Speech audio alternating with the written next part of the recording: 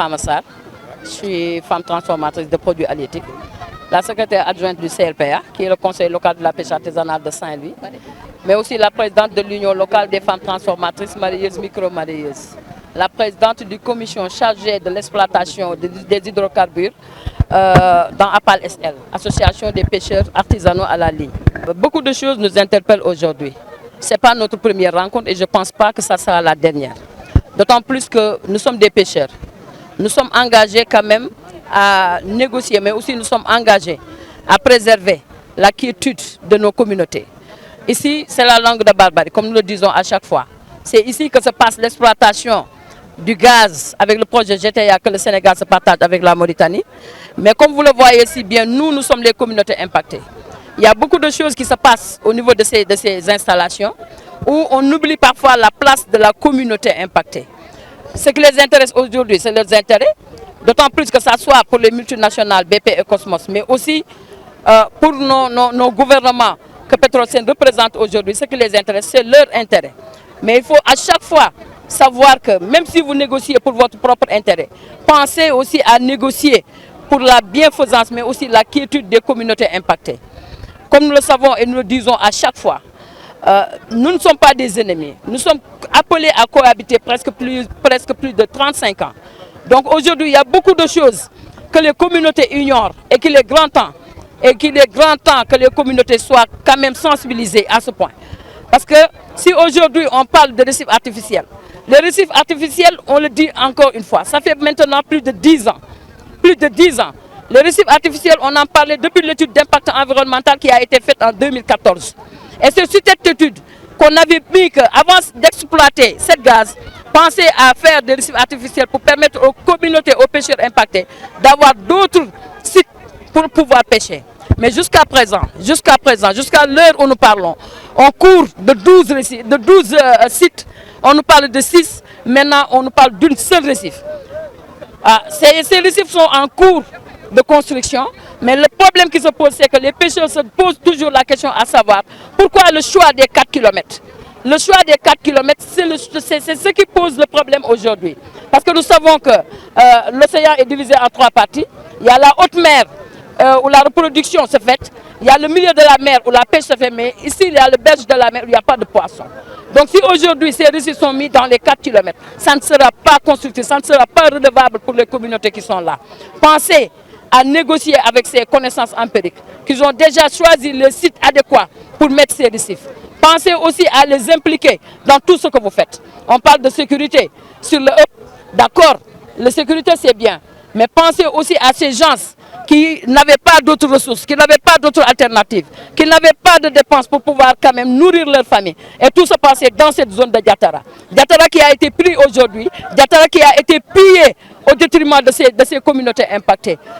Ce projet, le Sénégal le partage avec la Mauritanie. La Mauritanie n'est pas tellement impactée. Maintenant, pour que ces pêcheurs qui sont là se sentent quand même impliqués dans ces zones, il devait y avoir des négociations à ce point pour permettre quand même à ces communautés, que ce soit les pêcheurs, les femmes transformatrices, tout ce qui tourne autour du filière pêche, sentent qu'aujourd'hui il y a une implication totale. Je ne peux pas terminer sans pour autant parler de la pollution environnementale ou les dégâts environnementaux, où on nous parlait du CO2. Aujourd'hui, on nous dit qu'il y a le méthane qui est beaucoup plus dangereux que le CO2. Et on commence même à voir des dégâts aujourd'hui. On commence à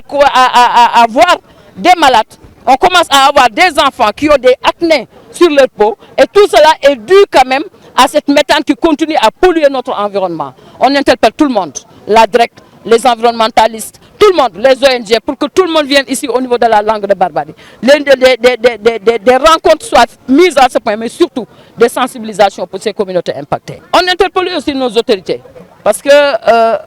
ce sont un nouvel gouvernement qui a été installé. Et on les rappelle aujourd'hui, quand ils voulaient qu'on vote pour eux, il n'y avait qu'une seule plaidoyer, c'est-à-dire la négociation des contrats qui nous lient avec ces multinationales. Ils sont là aujourd'hui, on a voté pour eux. Maintenant, qu'est-ce qu'ils attendent pour venir quand même négocier ces contrats, mais aussi voir les causes qui sont dedans? Est-ce que ces communautés impactées ont été prises en charge dans ces contrats? C'est adéquat aujourd'hui. Il faut demander à ces multinationales, mais aussi de mettre en place des lois que l'Assemblée nationale va voter pour que des exigences soient mises sur BP et autres entreprises qui sont là pour piller nos ressources. Ce qui les intéresse, c'est les milliards qu'ils vont tirer ici. Mais ce que nous interpellons aujourd'hui, et notre dernier plaidoyer, c'est interpeller nos autorités pour leur dire que n'essayez pas quand même de préserver ces ressources et de détruire la vie de toute une communauté qui est la communauté des pêcheurs de la langue de Barbarie. Mais on ne peut pas quand même terminer sans pour autant aujourd'hui encore parler des problématiques causées par la brèche de Saint-Louis. On n'en parlera pas autant parce que à chaque fois on interpelle nos autorités qui aujourd'hui on dénombre presque plus de 600 morts sur cette brèche. Récemment, ça ne fait même pas presque 2 semaines, où on a compté encore 11 morts à cette période d'hivernage, où il n'y avait pas de houle. Et si aujourd'hui, le changement climatique a fait que cette brèche ne peut plus continuer à soutenir ces pirogues qui sont là, que nos dirigeants qui sont là, faites des rencontres, mais aussi interpellent tout le monde pour que quand même cette brèche de Saint-Louis soit une problématique que tout le monde va prendre en cause. Nous sommes dans la région de Saint-Louis, ça nous interpelle. Mais on interpelle aussi que sur le plan national, mais même sur le plan international. Parce qu'aujourd'hui, bientôt on va commencer la campagne de pêche. Et encore, il n'y a aucune, je dirais bien, conseil ministériel où nos autorités parlent de cette brèche. Donc on les interpelle encore une fois que cette problématique ne peut plus durer. Ne peut plus durer. On se lève un bon matin, on nous dit qu'on ne le souhaite pas, qu'une voiture a fait 6 morts. On voit toutes nos autorités qui sont sur place pour présenter leurs condoléances. Mais aujourd'hui, il y a le brèche qui est là, qui continue à faire des morts. On parle à nous seuls. On ne voit personne de nos autorités qui est là pour nous consoler, pour même nous présenter leurs condoléances. Qu'est-ce qui les empêche aujourd'hui de venir nous rencontrer? Qu'est-ce qui les empêche aujourd'hui de faire des rencontres ministérielles et parler de cette problématique qui interpelle tout le monde? Le secteur de la pêche. Le secteur de la pêche, encore une fois, contribue dans le budget de l'État 220 milliards par an. Il n'y a aucun secteur d'activité qui contribue autant sur le budget de l'État. Vous payez vos employés, vous contribuez à soutenir d'autres activités, alors que nous avons tant besoin. Il y a 2 problématiques qui sont vraiment cruciales au niveau de Saint-Louis. L'exploitation du gaz avec le projet GTA, mais aussi l'embouchure qui est là et qui continue aussi à faire des morts. di président des pêcheurs artisanaux à la ligne de Saint-Louis. tey li ngeen mën jàpp si daje bi mooy tey lii fi dajale askanu napp gi nga gis ni ñoom ñëpp tey ay nappkat loon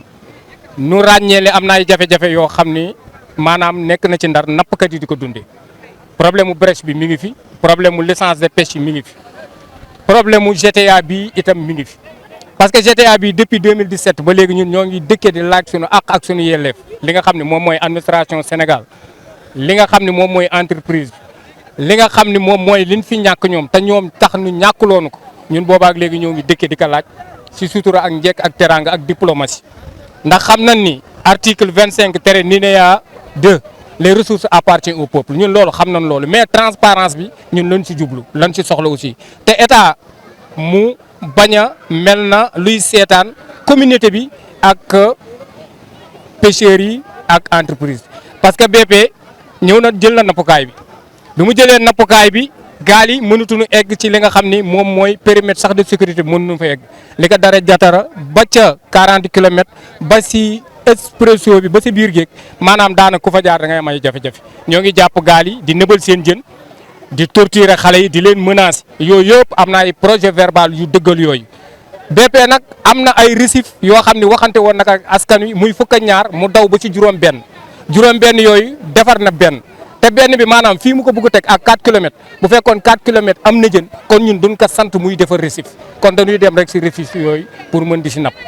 gi nag gis na ni tumaranke na parce que ñu mag ñi dematunu ñu ndaw ñi tey gis ngeen leen nii si plage bi heure bii daan na leen fekk dem heure bii kenn mënatul dem BP nag gis nañ ni napp gi fii si Ndar daf ko bëgg a rey te ñun wax dëgg yàlla mënuñu toog nekk ay nappkat te duñ nappi loolu la ñuy interpeller état Sénégal di interpeller aussi premier ministre parce que ñëwoon na fii à Saint-Louis waxoon na ni am na solution pour Diatara boobaak léegi nag ñoo ngi koy déglu ci solution yooyu parce que wax na jën bi fi mu nekk nee na moom xam na ko comme que nag xam na jën bi fi mu nekk te la tere mool mi mu egg fa xam na ko kon dañu bëgg nu solutionner li nga xam ni mooy problème mu Diatara ak pêcheurs yi fi nekk problème mu bël bi itam bëgg nañu nu taxaw ci parce que déjà fan yii rek constaté nañu déjà am na ay 12 morts te noor bi commencé gul licence de pêche bi aussi bëgg nañu nu yokk ko ba ñi ko amee continuer di ko jëfandikoo mais ñi ko amagul te ñooñu itam bokk ci exploitation muy état Mauritanie di impacter li nga xam ne moom pêche bi ci la bokk ci impact bi kon moom tamit dafa am lu mu war contribuer loolu daal tey moo nu génne woon fii nu taxaw nag di laaj sunu ak sunu yelleef ci anam nag buñ ko mën a amee ci nu mu gën a gaawee itam gën ci jàmm ak salaam ak ci li nga xam ne moom mooy démocratie loolu daal tey moom moo nu génne woon moo tax tey nu taxaw wan état ni ko ñun lii la ñuy dund te ñun ay nappkat lañu te mënuñu toog sans napp loolu daal tey moo taxoon nu génn te bëgg fii ni aussi nu bëgg def xeer wi arrangé wu nu parce que bu fekkee xeer bu nekk à 4 kilomètres mu am fi lu tolloo juróom-benn wala juróom-ñaar am xeer woo xam ne mën na 9 kilomètres nu koy wax xeer wu rëy wi xeeru hôpital nekk fi xeeru ngóor nekk fi xeeru ma daaba nekk fi xeer wu bees wi nekk fi xeeru ma latir nekk fi dab dute nekk feeg yeneen ak yeneen ak yeneen bu fekkee maanaam dafa bëgg def leneen loolu mënul am impact te borom xam-xam yi wax nañ ni xeer bi fi ngeen ko bëgg def sans autant que ngeen def ko ci biir géej daanaka dafa mel na rek nga jël ay milliards mu nekk de la poussière te ñun duñu seetaan loolu xeer mooy maanaam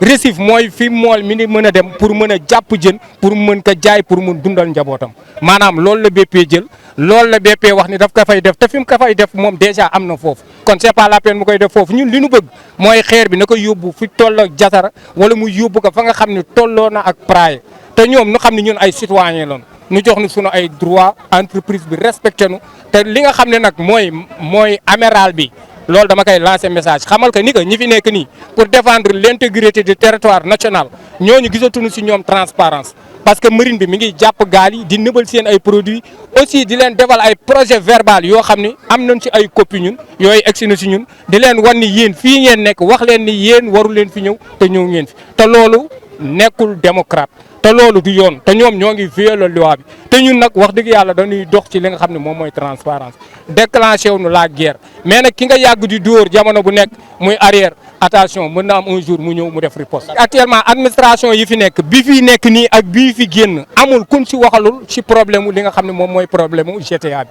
même entreprise bi moom it wax nañoo ak moom jëflante nañoo ak moom ay jokkalante def na ay ampliation wan ni ñu yéen li ngeen ñuy réclamer gis nañu kon déjà lan moo ci des kon loolu dañuy wax ni manque de respect la te nit ñi gis nañ ni napp gi amal nañu solo goo xam ne li muy génne ñun plus de 200 et quelques milliards par an pétrole bi gis nañ ni 37 milliards rek la ñuy génneel te gis nañ am na ci at mi 800000 baril yoo xam ni ci pétrole dafay évaporer di polluer géej gi totchat bii rek mi ngi nuy bugg sonal ñoo ngi toj ci kaw di toj ci biir géej te gis nañ wax nañ ci waxu méthane bi wax ci lii nga xam ne moom mooy CO2 bi lu war mën toog ñaar fukki at ci jaww ji di ko yàq asamaak lii nga xam ne wax nañ gën na garaaw loolu ñaari yoon kon wax dëgg yàlla ñun ñoo ngi taxaw di laaj nag sunu àq ak sunu yelleef ci anam bi nga xam ne moo gën a rafet parce que ñoom am na fu nu jaar ba soogam nag egg si nguur gi comme transparence boobu daal la ñuy woote am na fii lu fi dëng ñoom ñi nga xam ni ñoom ñooy les grands responsables nañu ñëw nu jooyanti loolu bala noo àgg si loo xam ni ñun bëgguñu loolu. Baye gi sekk la ñu gën ma xam si Baye ma saf sàpp yàlla kasi jëkk a waxu askanu Langra Barbar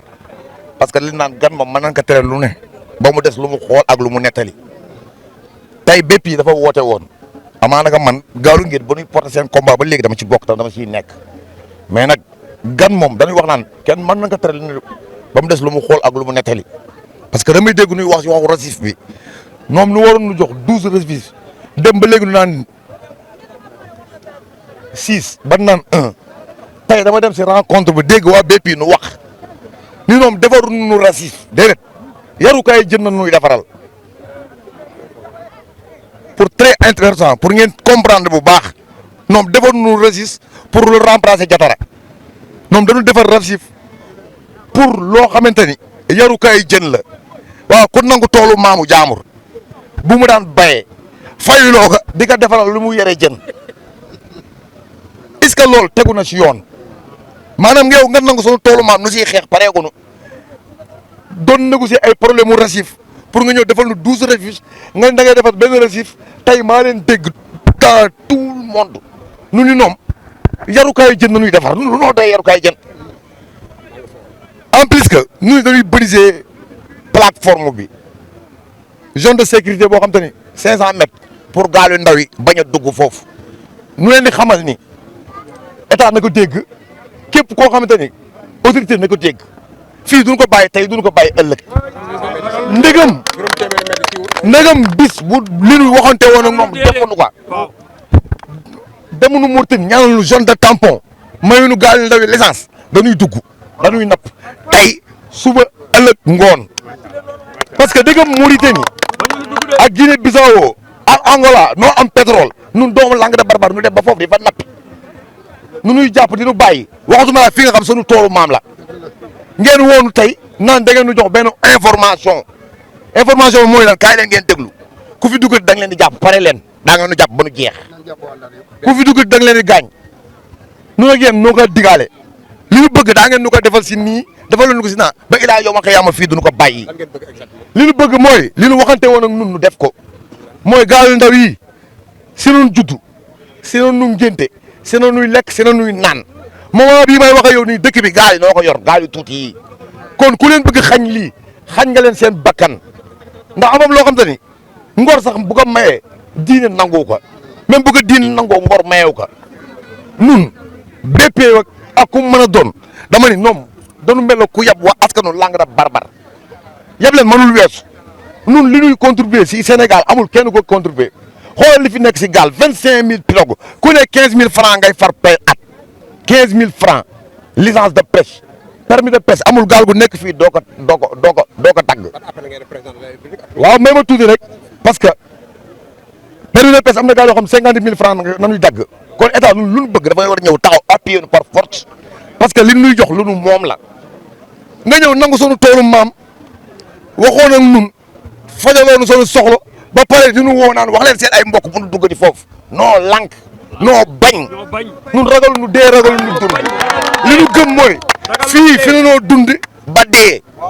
fi na noo lekke fi na noo naane nun amuñu cartable amuñu bic amuñu kaye fii Langue de Barbarie bii mool yi kenn du leen rey kenn du leen mër la dans la vie ñun dañuy dund wa dee ñoom nañu régler seen bopp te yam te xam ne ñun ñii tiituñu dara doomu Langue de Barbarie doomu mool napp tooñuñu laajuñu lekk laajuñu naan dañ leen wax ne leen xeer la boo xamante ni nii moom ñu gën a soxla sax sunu dund parce que si lañu lay ngénte si ngay dund si ngay dem Makka kon ñun la ñu namm état bi dañ ni ñoom ñu jël seen propre responsabilité ñëw xam ne askanu Saint-Louis dañu bokk si réew mi dañuy contribuer si état bi nanu ñëw nu taxaw nu dédommagé nu fii ñun waratuñu fay courant waratuñu fay ndox waratuñu namm dara nu jàpp ne duñu manipuler duñu gauche duñu droite naan dugal leen fii lii dugal leen fi dara état bi na ñëw taxaw wax ak ñun bu dul loolu fii duñu ko bàyyi ndax fii noo ko moom